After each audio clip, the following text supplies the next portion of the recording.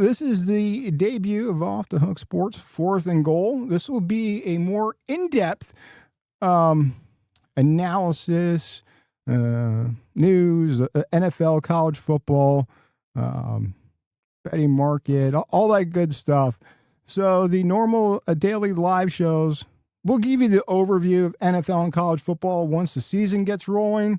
The bigger games, the Thursday night games, Sunday night games, Thanksgiving games, Monday night games, all that. Same for college football, the big matchups on Saturday.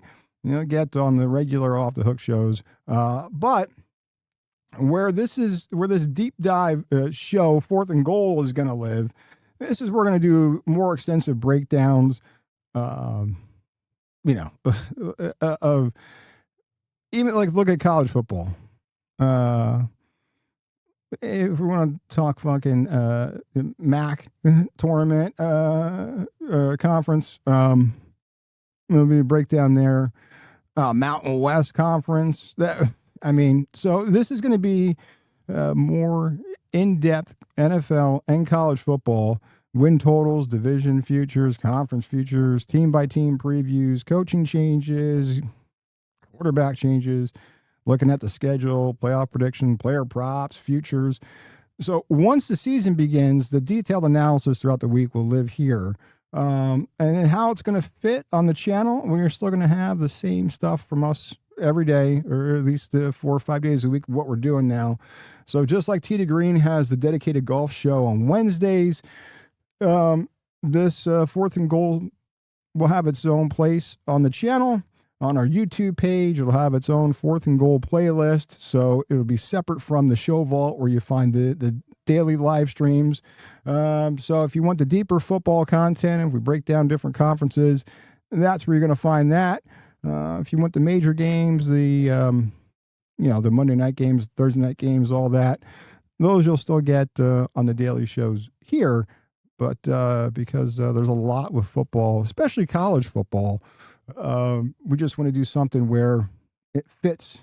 We can do a whole hour show on just football and not hit other stuff, right? Because as soon as baseball's over, then we got NBA and hockey and college basketball starting up. So that'll be the focus of more in-depth football analysis, betting market reactions, news, conference breakdowns, all that good stuff will live in Fourth and Goal. So with that being said, this is a debut edition tonight of Fourth and Goal, and we're going to start in the NFC West just because that's where the defending Super Bowl champion Seattle Seahawks live. And this may be the strongest division in football after we go through this, especially with the Rams and the moves that they made in the offseason, which we'll get to.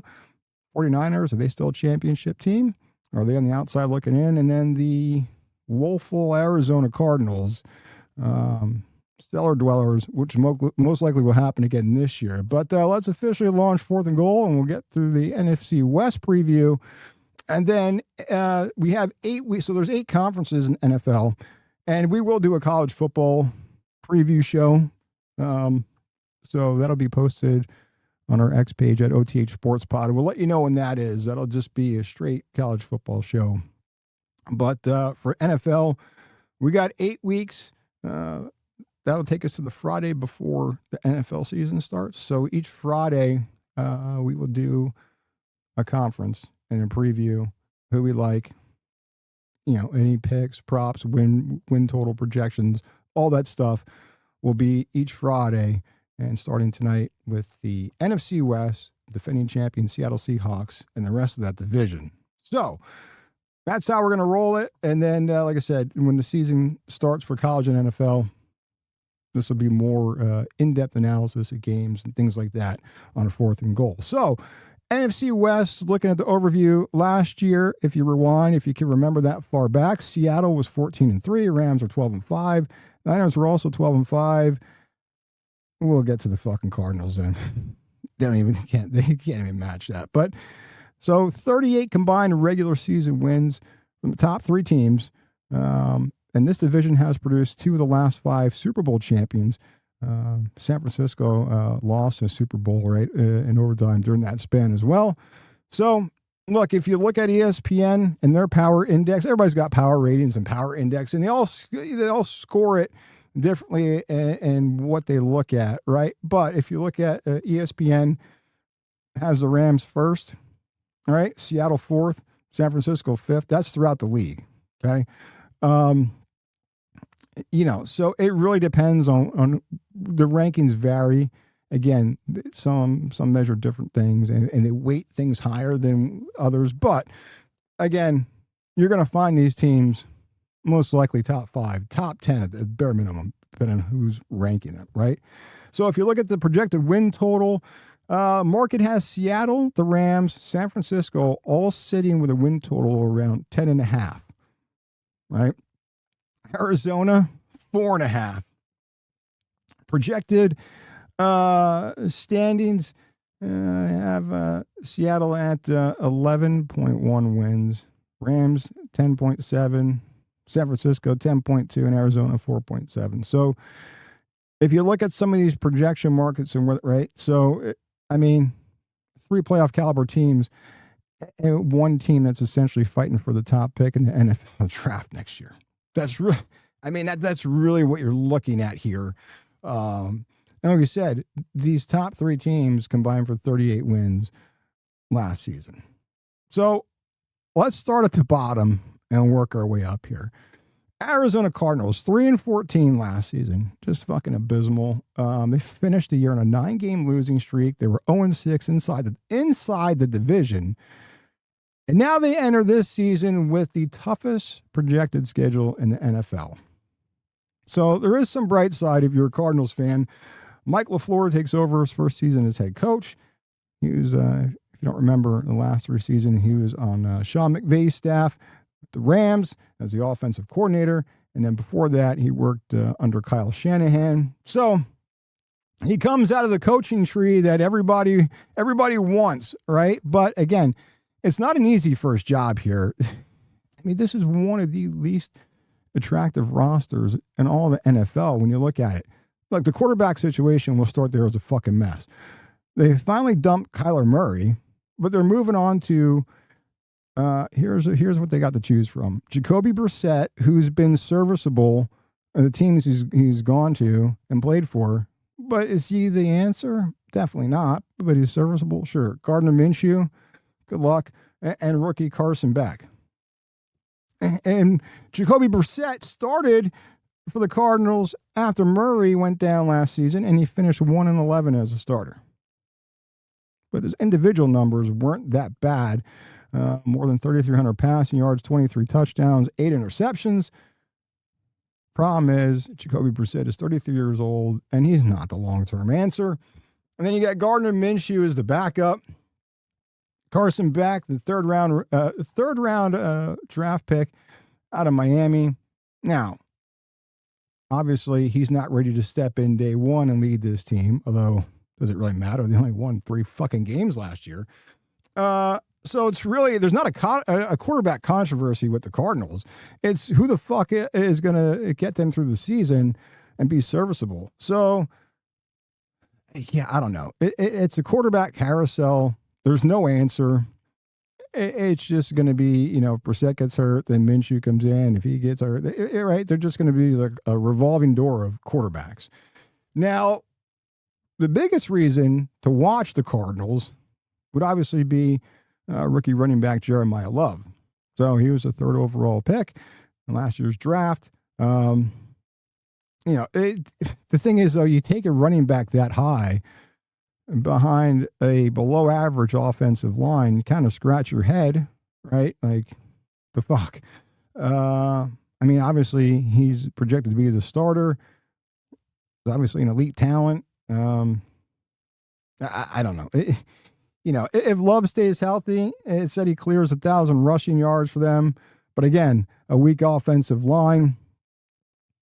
They probably would have been better off drafting a lineman or another receiver to pair with Marvin Harrison Jr. But, at least it gives them another playmaker, potentially, out of the backfield.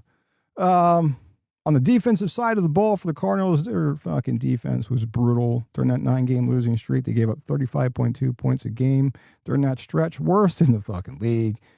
They do have talent, though. Josh Sweat had 12 sacks. Bubba Baker had 120 tackles. Denzel Burke, 3 interceptions. But they also ranked 29th in points allowed, 27th in total yards allowed, 28th in sacks. Look, that's not going to get it done in this division with Stafford, Purdy, and Darnold, and the defending champs up there in Seattle. So they also have a schedule problem, the hardest in the league. I mean, their first 13 games are fucking ugly. Ugly. It's brutal. If you look at their schedule, the only games Arizona can realistically circle as likely wins come late in the year against the Jets and the Raiders. So they're going to be projected to be the dogs in pretty much every game, and they could really go 0-6 in this division again. So it's not unlikely. The numbers hung somewhere around 4.5 wins for them. The price is expensive with a lot of juice, somewhere around minus 190 because they're so bad. I mean, look, they were a 3-win team last year, which is why you're getting a heavy juice on that number. The quarterback situation is a mess. Defense is one of the worst in football. The toughest schedule. They're 500 to 1 to win the Super Bowl. Hey, good luck. 200 to 1 to win the NFC. 100 to 1 to win the NFC West. And that's not fucking value. That's just you're donating to the books at that point. God, I mean, if anything, screaming, it's a heavy juice number though. At minus 190, I wouldn't even touch it, to be honest with you. It's too much. I mean, and look at some trends here with the Cardinals. Seattle's 8-1 against the spread in the last 9 against Arizona. Rams are 10-1 against the spread last 11 trips to Arizona. Seattle has covered 4 straight at home against the Cardinals, and the over is 7-2 in the last 9 Arizona-San Francisco matchups. So until the Cardinals really prove otherwise, I mean, this team is going to be at the bottom yet again. And pretty much the rest of the division just expects to just beat the shit out of them every time they play. Expect them to be last again. There's no question there, unless one of these other teams has a bunch of injuries or something crazy happens. But you can expect the Cardinals to be last yet again and looking for a number 1 draft pick or a top 3 draft pick again. The only question is, can they get to 5 wins and get over that 4.5 number? I highly doubt it. Highly doubt it. Next up, 49ers. Now this is where we start talking about real teams. So forget about the Cardinals. We probably spent too much time talking about the Cardinals, but they're fucking terrible. 49ers 12-5 last season, 13-6 if you include the playoffs. Only 7 starters though remain from that team that lost the Super Bowl 58 in overtime. A lot of people thought the championship window was closed. I wouldn't say it's closed, but it's not wide open either, right? Definitely pressure on Kyle Shanahan. This is his 10th season out in San Francisco. Now, still has respect, still regarded as one of the smartest and best offensive minds in football. I mean, the reputation is deserved, but at some point he's got to get it done. And the postseason history, I mean, it's hard to ignore that, right?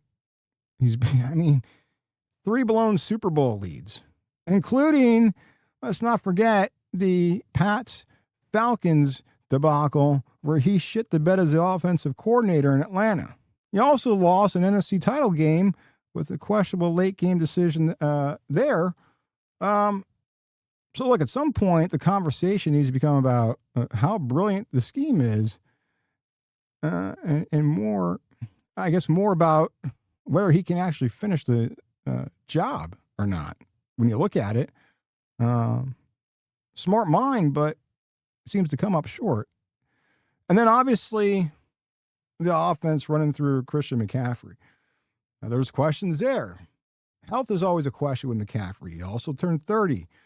Running backs have a shelf life of like 3 to 5 years.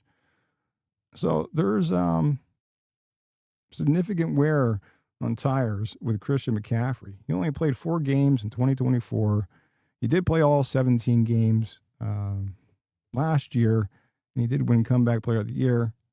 311 carries, over 1,200 rushing yards, 10 rushing touchdowns, 924 receiving yards for Christian McCaffrey, 102 catches, 7 receiving touchdowns, 2,126 yards from scrimmage. That's the second most in the league behind Bijan Robinson.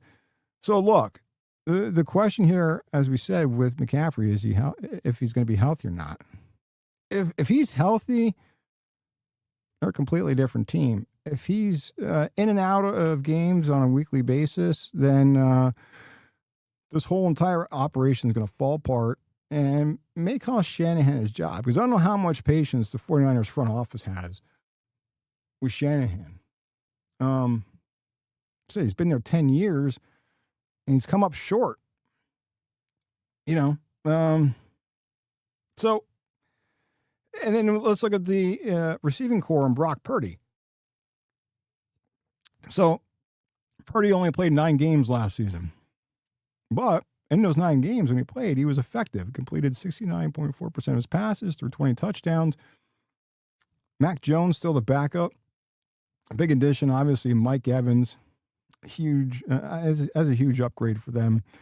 A big 6'5" wideout. I mean, he's a future Hall of Famer, 6-time Pro Bowler, 11 straight 1,000-yard seasons. A season, 11 straight 1,000-yard season receiving before last year. The streak ended with a bunch of injuries. So, look, now Purdy has a red zone target that he needed.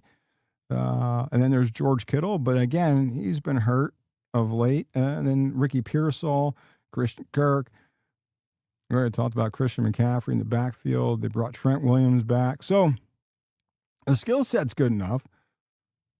But what they lost, is some weapons from the receiving standpoint. So obviously, Deebo Samuel gone.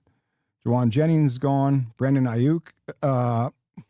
Is he going to play in NFL? I don't know what the fuck's going on with Brandon Ayuk, but are we going to even see him on the field for anybody this year? So, but again, bringing Mike Evans in, if he's healthy from his injuries last year, that's a pretty damn good replacement. So, but you're bringing in one guy to replace like 3 guys. And then you move to the defensive side of the ball at the 49ers. It's not that big monster defense they had in their Super Bowl run. They ranked 13th in points allowed last season, 20th in total defense, and dead last in sacks last year. I mean, this whole thing was built around Nick Bosa, which those numbers are just alarming. So 3 key starters from that Super Bowl defense remain: Bosa, Dre Greenlaw, Fred Warner, Bob Saleh. He left. He's gone now to the Titans. So we'll see how that changes things with Raheem Morris taking over after he was canned in Atlanta. I think Bob Saleh is a smart coach, and I hope that he learned from his mistakes in New York. And 'cause I think he is a smart coach. I think he'll do well with the Titans. I don't like Raheem Morris as a defensive coordinator. You're definitely losing a step between Bob Saleh and Raheem Morris. But the talent's there. Can they stay healthy? But again, this isn't that championship defense anymore. Good, but not what we saw in that championship, in that Super Bowl run. And if you look at Christian McCaffrey, if we're measuring up to the Seahawks, right? I mean, Seattle exposed them. So in the divisional round, they beat up on San Francisco 41-6. McCaffrey had 35 rushing yards and 11 carries. They just couldn't run the ball against Seattle or Los Angeles for that matter. So with that being said, if you got to go through those 2 teams, you're gonna have an uphill battle. Projected win total somewhere around 9.5. DraftKings had the over 9.5 at around -145. over 10.5, plus 125. I mean, really, it's pay a little bit of juice and take the lower number, if you ask me. Their schedule ranks 18th in difficulty amongst the rest of the league. And after the opening game in Australia, which is these fucking games that are fucking outside of the U.S., and they just keep getting further and further. I mean, for fuck's sake, Australia. So play the Rams in Australia. Then San Francisco comes home for 3 straight against Miami, Arizona, Denver. So you can get some early momentum. The Rams game, probably a loss. They should beat Miami, should beat Arizona, and then you get Denver. So I'd say at worst, they should be 2-2, right? You should beat Miami, Arizona. Say you lose to Denver and the Rams. Worst case, the 49ers after week 4 should be 2-2. Worst case, but still puts them in the hunt. Futures for them, looking at some of these futures out there. So they're around 19-1 to win the Super Bowl, plus 950 to win the NFC, plus 300 to win the division. The division number is kind of interesting because you're getting a third choice in a 3-team race, essentially. So plus 300 to win the division. It's not bad. If you look at some trends amongst with the 49ers here, so underdogs are 12-3 against the spread in Rams 49ers matchup since 2019. The under is 10-4 in Seattle San Francisco games played in San Francisco since 2012. Rams won 3 straight outright against the spread in San Francisco. Kansas City 8-0-1 against the spread, the last 9 against the 49ers.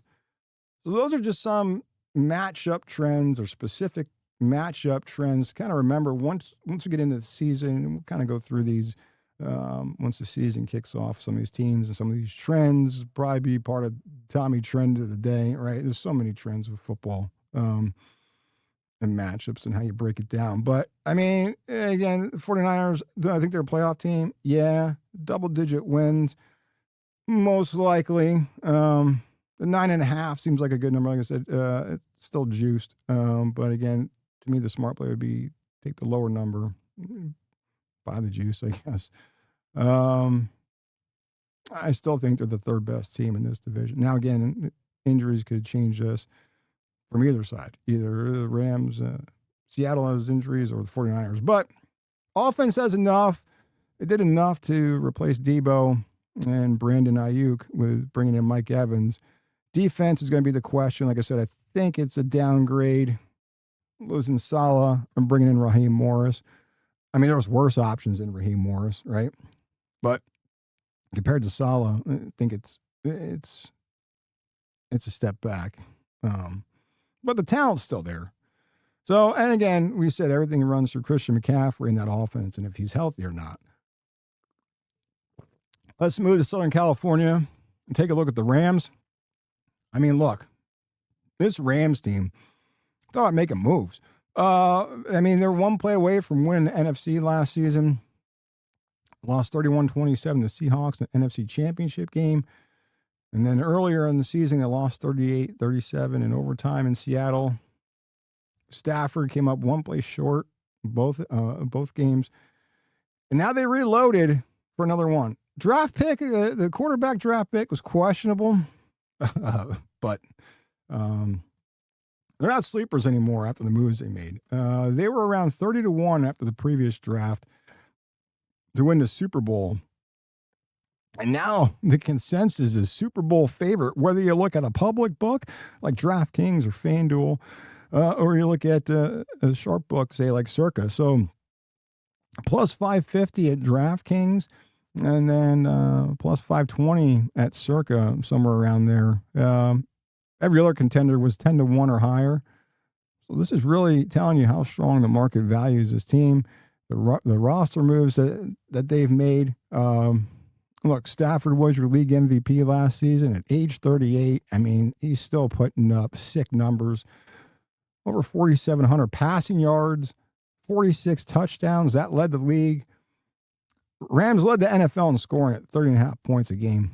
First total offense, first in yards per play, first in passing yards. I mean, Puka Nacua, Devontae Adams combined for 24 touchdown catches.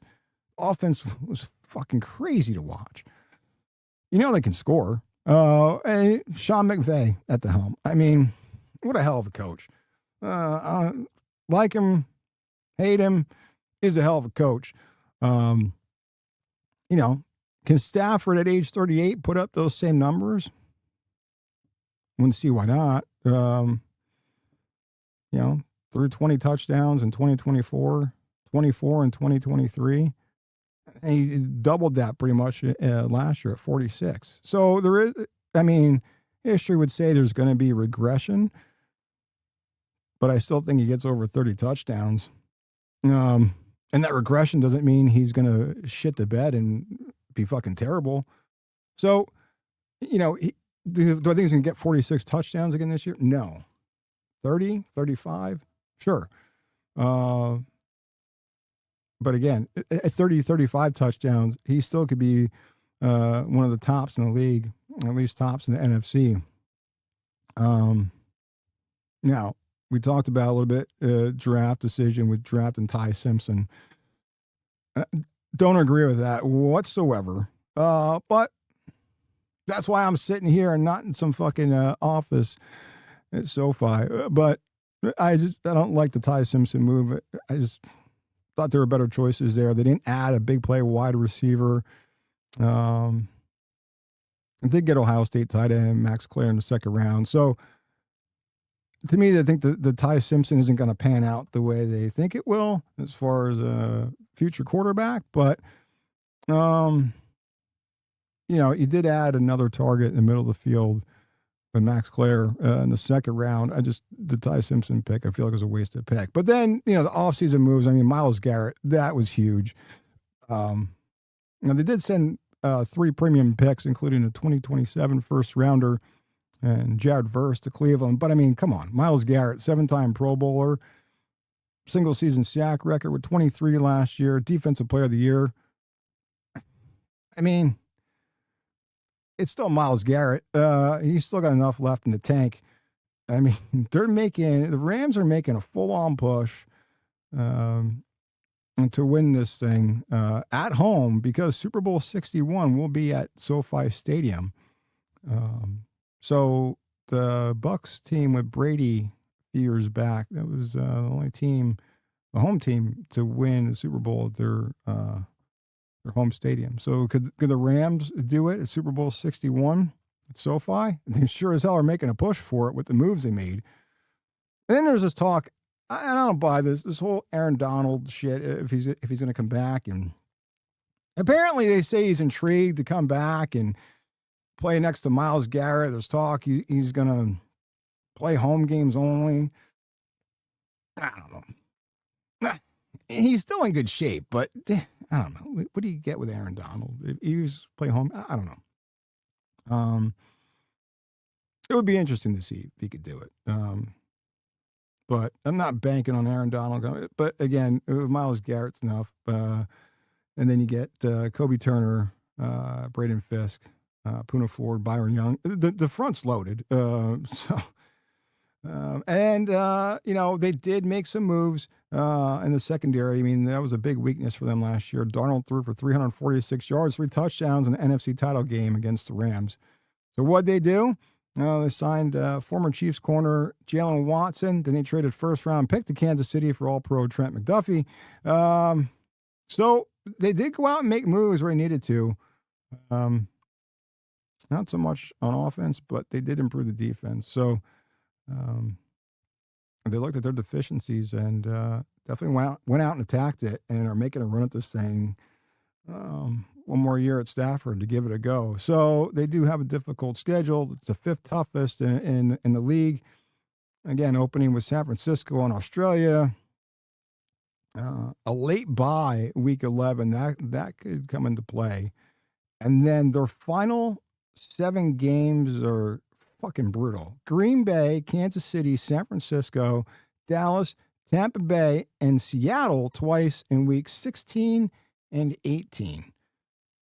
I mean, that's like a playoff schedule before the playoffs even begin. So win total, books have it around 11 and a half for win total. Um, McVay reached the playoffs 7 of 9 seasons. They won 12 games last year. I don't know. It's really this may be the best roster that McVay has had. Even if you get the regression from Stafford this year, which it does point to a regression in his numbers, but it shouldn't be that much of a drop off.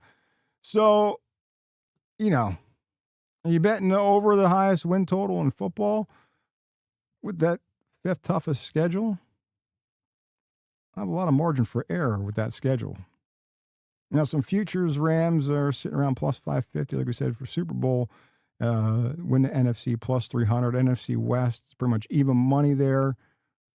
So markets, fully priced in on this hype with the Rams and Rams reloading and trying to make another run at this thing. So, look, you're not going to sit there and say, well, are the Rams good? Or clearly, they're a fucking good team. It's just because there's still betting value with them, right? So, some trends with them, they're 12-3 against the spread when they play the 49ers. So in that series, they're 12-3 against the spread with the Niners since 2019. 10-1 against the spread in the first and their last 11 trips to Arizona. I mean, the Cards are just like the fucking stomping ground of the division. Arizona is just terrible. Green Bay 11-0 against the spread against the Rams since 2007.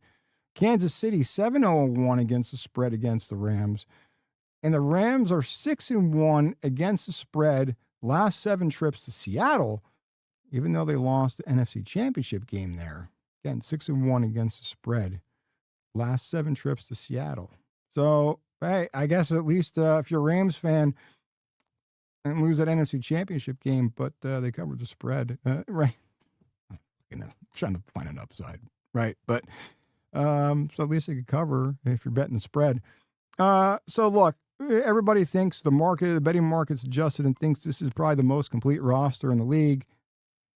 MVP quarterback in Stafford. I mean, Sean McVay is probably the best coach in the NFL, one of the brightest football minds. You're the best defensive player in the league, Myles Garrett. You made major upgrades in your secondary. Deservedly so. They're the favorite. But again, now they're no longer a surprise or a secret, right? And once everybody agrees on the team, it's just, has the price gone too far?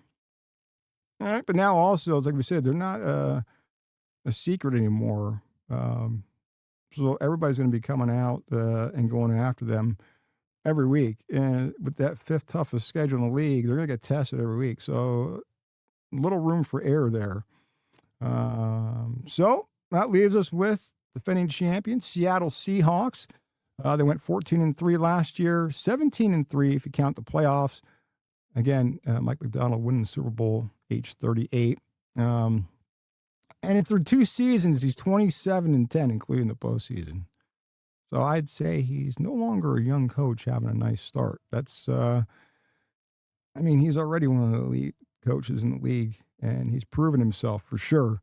Now we said Seahawks beat the Rams. I mean, these were 2 great games. 38-37 win in overtime in week 16.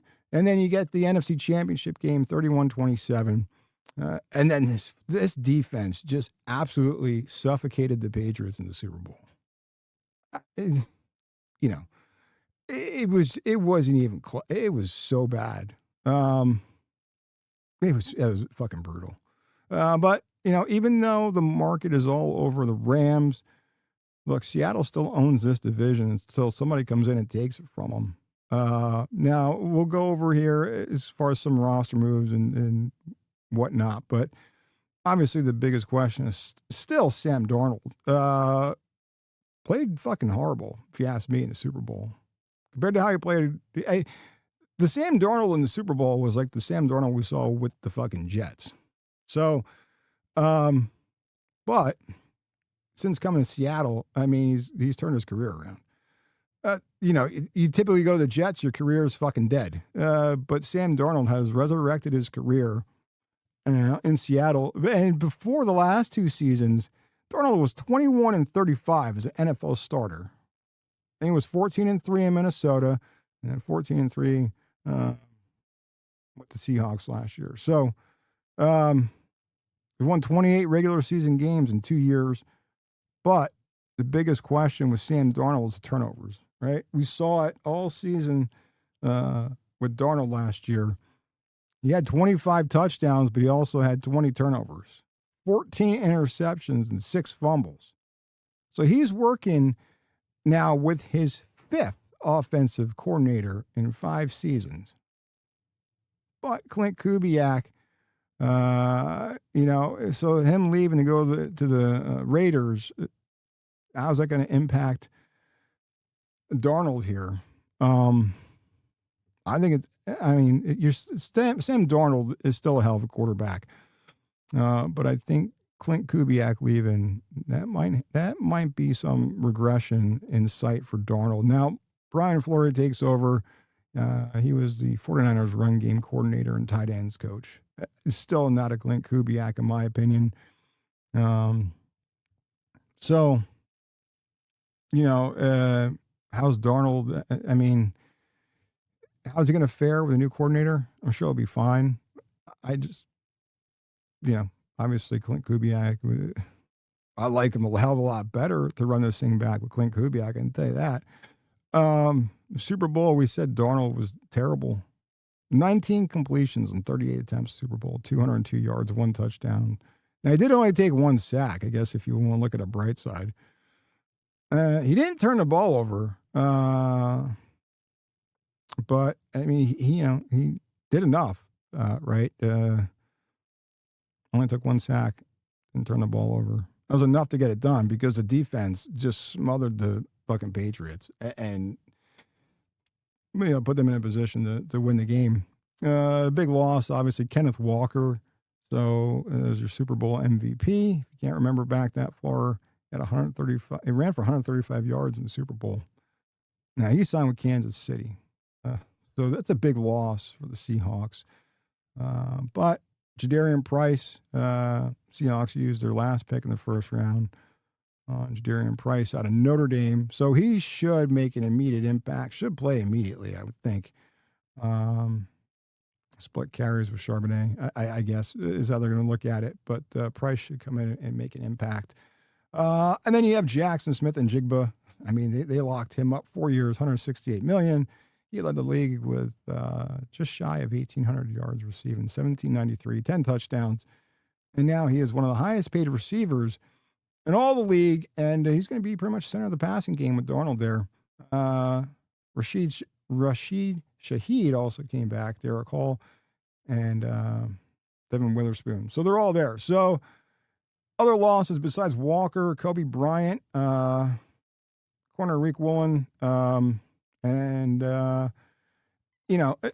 again, the biggest loss is Walker. So can the depth chart absorb it here? I don't know. Look, the team is still built around Mike McDonald's defense.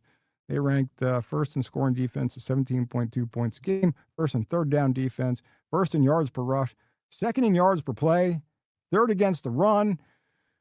And look, a top 10 in sacks and takeaways. The defense is led by Ernest Jones, DeMarcus Lawrence, Drake Thomas, Leonard Williams. Look, Mike McDonald is just, from a defensive standpoint, people are already comparing him to Bill Belichick as a defensive mind. And again, like or hate Belichick, you can't deny what he did there.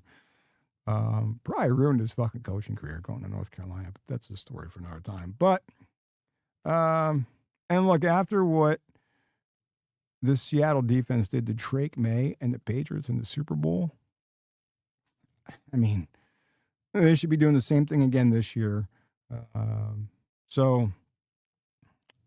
Over 10.5 wins, that seems to be the number, is sitting somewhere around minus 115. If you look at their schedule, they're projected to be favorite in 14 of their games. The only games, if you look at it, that they're projected to be a dog, are going to be road games against the Rams, 49ers, and the Eagles.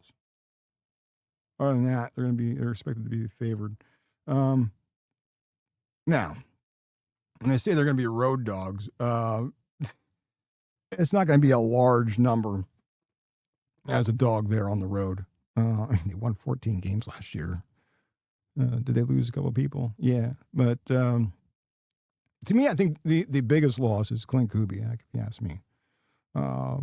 Kenneth Walker, okay. Well, Jadarian Price should be okay. Step in, split carries, right? Jackson Smith and Jigba is going to do his thing. I feel like, okay, they lost a player. They made moves, right? They filled the holes. The offensive coordinator, to me, that's going to be the biggest thing because the defense is going to be just as capable. I don't see a regression there from a defensive side on the Seahawks. So future bets, if you're betting any futures right now, around 11-1, the repeat is Super Bowl champion, about plus 600 to win the NFC and plus 200 to win the NFC West. Now, considering they are the defending champion, the market, though, has the Rams ahead of them. But that plus 200 division price is pretty interesting. I mean, rightfully so. I mean, look, even though the Seahawks are the defending champion, my pick to win the division is the Rams. I'm not going to lie. I think that's what you're going to get. The Rams and Seahawks are going to battle it out, if you ask me. But if the Rams stay healthy, I think they win the division. I mean, but Seattle is going to be right there. Seahawks 8-1 against the spread against Arizona, covered 5 straight against Dallas. They're 9-2 against the spread against Philadelphia. The under is 10-4 in Seattle 49ers games played in San Francisco since 2012. And the underdogs have covered 4 straight Seahawks Rams games in Los Angeles. So, look, the real debate for the Seahawks comes down to this. Do you trust the Rams' star power and then to stay healthy? Or do you trust the Seattle defense, like McDonald's coaching, the new offensive coordinator, and this championship identity now that this team has? Market's telling you Los Angeles. Trophy says Seattle. Look, here's my picks for what it's worth.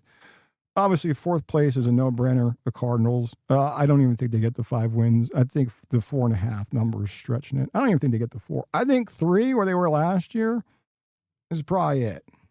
But I don't think they get over the 4.5, where the market's hanging the number. And they probably, I can see them going 0-6 in the division again.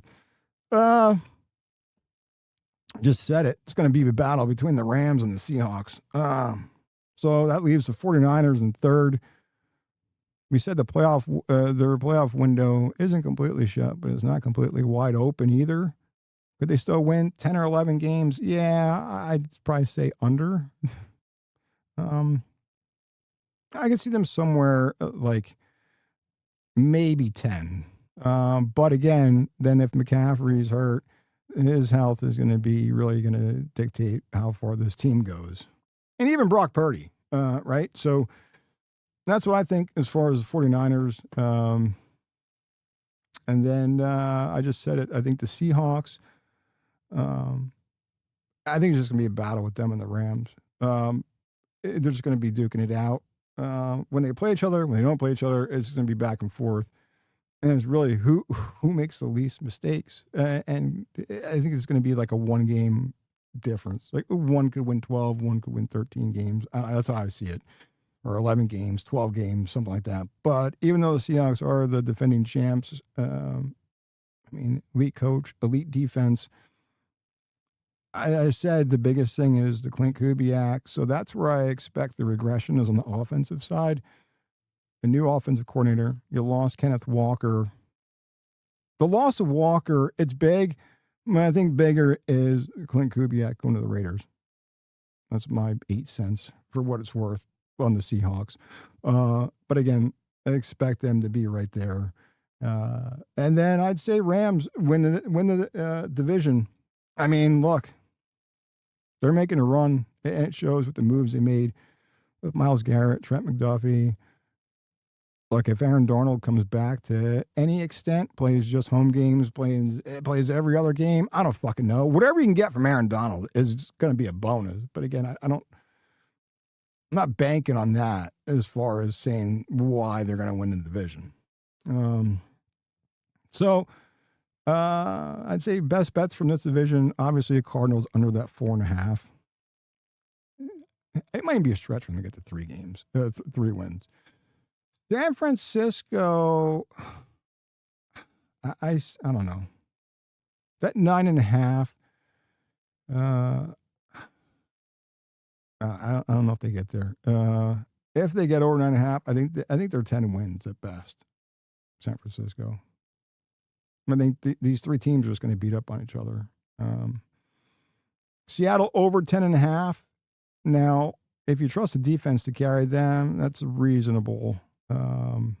Because again, my opinion is the offensive side is going to regress a little bit. Rams over 11.5. That's aggressive, but roster's got the talent to win 12 plus games. So, but Rams over 11.5. I can see the Rams winning 12 games. Again, just the strength of schedule is just ridiculously tough. So, looking today as far as betting, I'd say, torn between the Rams at even money, and then you get the Seattle at the plus 200. But I don't know, I still like the Rams from a betting market. Just the Seattle plus 200 is interesting. Rams better roster, Seattle better price. But again, it's the regression that I'm worried about.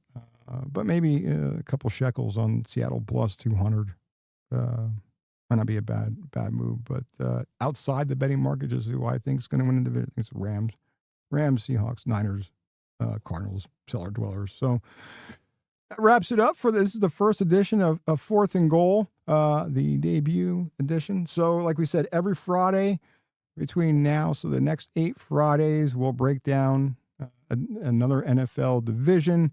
And then once the football season and college season begins, because we're like, 43 days, I think, from college football week 0.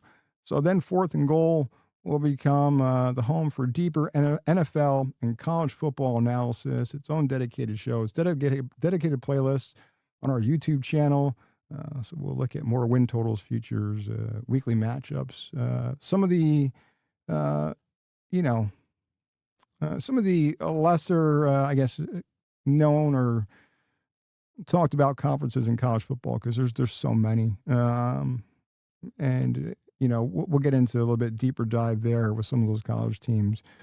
And then, of course, just all the weekly stuff with the NFL there, too. Everything, all of it right there. We already completed the NFC West, gave you our thoughts there. We'll move on from the division with the Super Bowl champion. We'll go to the AFC East and the Super Bowl loser, New England Patriots, and see if they can run it back and get to a Super Bowl this year. That'll be a juicy conversation when we get all the Mike Vrabel offseason shit involved there, which that won't be a whole part of the conversation, because I could really care who he's fucking when he's not coaching.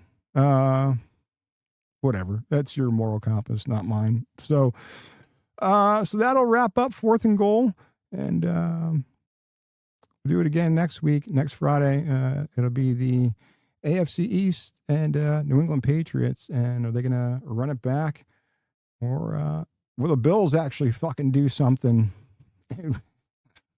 That'll be a topic for next week.